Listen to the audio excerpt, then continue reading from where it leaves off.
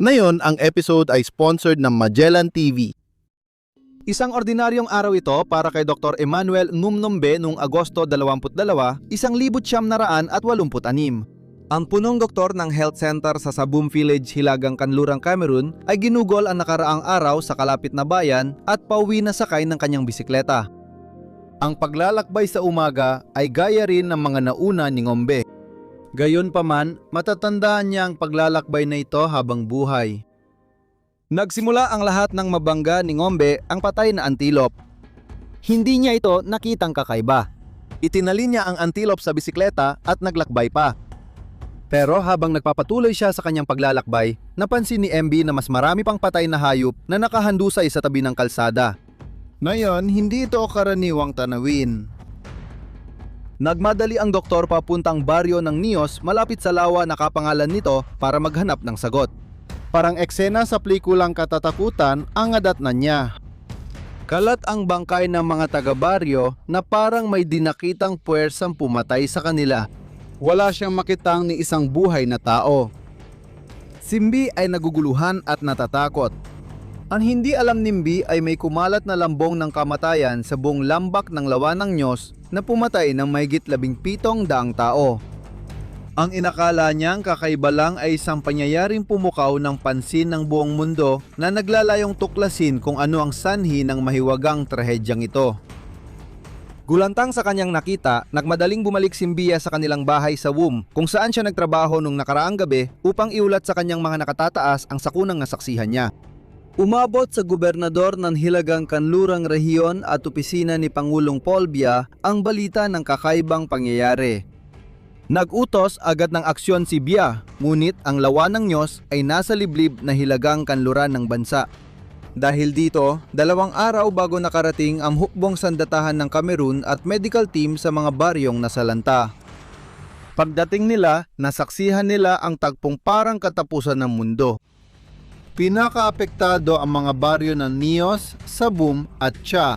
Nakakalat ang mga bangkay sa buong mga pamayanan.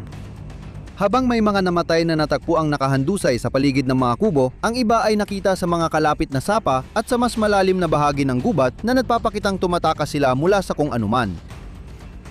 Sa kabilang banda, may mga biktima ring natagpuang nakahiga sa kama na parang di alam kung ano ang tumama sa kanila. Lahat sila ay may mga damit na nababalutan ng mga misteryosong, mamantikang pulang mansa at tila namatay dahil sa kakulangan ng hangin. Halos naubos ang mga alagang hayop sa kagubatan at maging mga insekto dahil sa mahiwagang pinagmulan ng kamatayang ito. Lahat ng buhay sa lambak ay nawala at walang anumang palatandaan kung saan ito nagmula. Di nagtagal ang unang pagkabigla. Dahil sa takot sa isang epidemya, iniutos ng pamahalaan na agad sunugin ang lahat ng bangkay sa mga mass grave.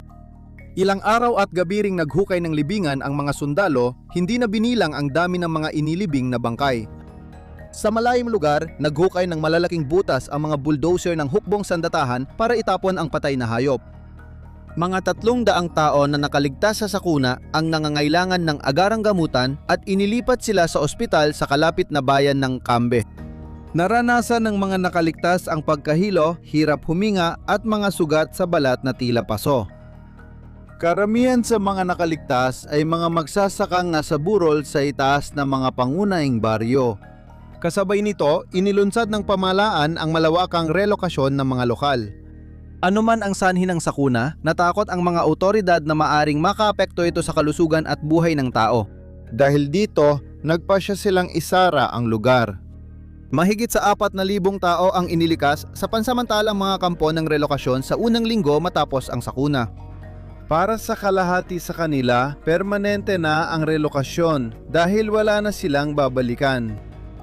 Hindi nagtagal, napansin ng mundo ang sakuna. Malalaking padala ng pagkain at medical na supply mula sa iba't ibang bansa ang ipinadala sa Cameroon.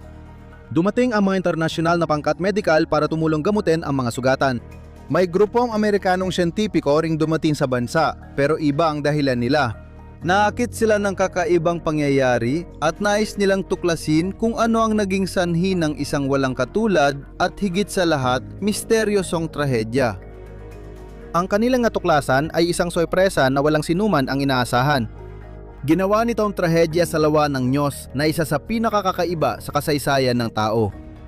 Para sa mga lokal na naninirahan, walang duda, isinumpa ang lawa. 3 taon bago ang trahedya, namatay ang kilalang pinuno ng tribo na si Hepe ng Lawa. Sa kanyang paghihingalo, inatas ng Hepe ng Lawa ang pinakamagandang baka para sa ritual na sakripisyo. Pagkamatay niya, nagatubili ang mga kamag-anak ng Hepe na ibigay ang pinakamagandang baka at pinalitan ito ng mas maliit. Pinaniwalaan na mula sa kabilang buhay, galit na galit ang Hepe ng Lawa at ang sakuna ay resulta ng kanyang pot. Naniniwala ang mga siyentipiko na may kinalaman ang lawa sa sakuna, ngunit di sila kumbinsido sa kapangyarihan ng Hepe ng Lawa. Ang unang palatandaan sa pinagmulan ng trahedya ay karamihan sa mga namatay ay nakatira sa loob ng 12 milyang lugar sa kahabaan ng Lambak mula Silangan hanggang kanluran ng Lawa ng Nyos. Habang lumalayo ang mga siyentipiko sa lawa, nababawasan ang mga nasawi. Pinagtibay ng mga nakaligtas ang kanilang pagdududa na nagsabing noong gabi ng trahedya, narinig nila ang sunod-sunod na ugong mula sa lawa. Tumagal ng ilang minuto ang kulog at sinundan nito ng matinding amoy na kahawig ng pulbura at bulok na itlog. Para sa karamihan ng saksi, yon ang huli nilang naalala bago mawalan ng malay at magising kinabukasan. Sa huli, ang anyo ng lawa ang nagpatunay sa mga siyentipiko ng kakaibang pangyayari rito.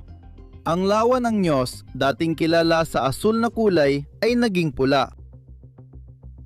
Para mas maging malinaw, kakaiba ang lawa ng Nyos. Lawa ito sa bunganga ng isang hindi aktibong bulkan sa Oku Volcanic Plain. Dahil konektado ito sa malaking silid ng magma sa ilalim ng lupa, ang lawa ng Nyos ay isa sa 3 lawa sa mundo na puno ng carbon dioxide.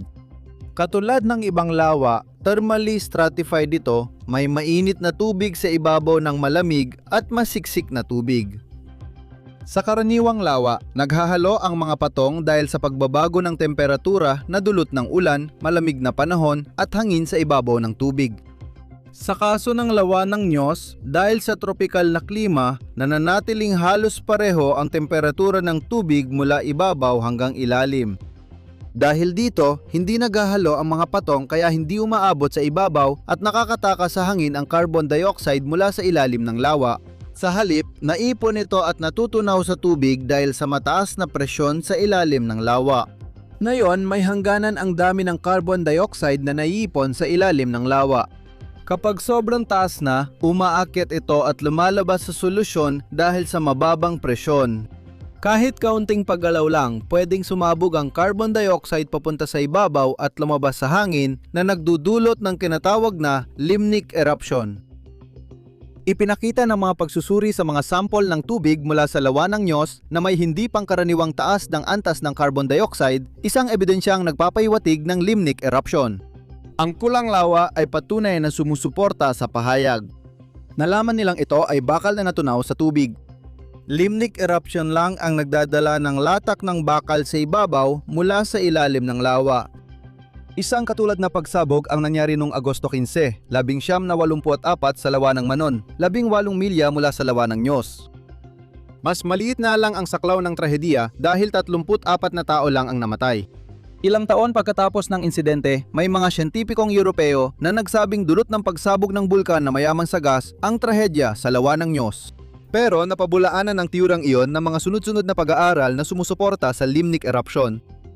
Ayon sa mga siyentipiko, ang limnic eruption sa lawa ng Nyos ay may nakapangingilabot na laki ng saklaw. Nagpakawala ito ng humigit kumulang 100,000 hanggang 300,000 tonelada o 1.2 kubikong kilometro ng carbon dioxide sa hangin. Dagdag pa rito, nagdulot ang pagsabog ng 330 talampakang haligi ng tubig at 82 talampakang alon na tumama sa baybayin ng lawa. Naglabas din ng iba pang gas gaya ng sulfur dioxide at hydrogen sulfide ang pagsabog mula sa lawa kaya naamoy ng mga nakaligtas ang amoy ng bulok na itlog.